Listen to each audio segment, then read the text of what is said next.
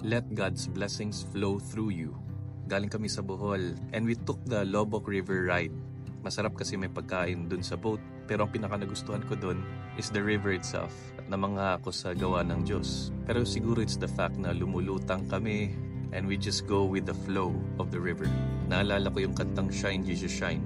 May portion doon na sinabing, Flow, river flow, flood the nations with grace and mercy. There's also another song by Darrell Evans at ang pamagat ay Let the river flow. And that river is the flow of the Holy Spirit into our lives. The Holy Spirit as the force that moves us forward to do God's will.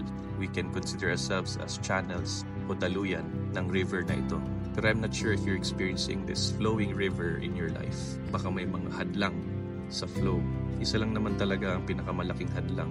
At ito yung kasalanan. Ito yung unwillingness natin to cooperate with God's plan for our lives. Basically, kasalanan is separation from God.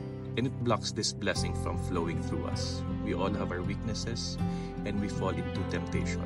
And I believe grace is so important. The availment of sacraments, lalo na yung sacrament of reconciliation, is vital to our life.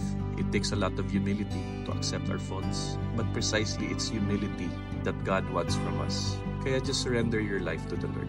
Allow the Holy Spirit to flow through you. And when God flows through you, it's in abundance.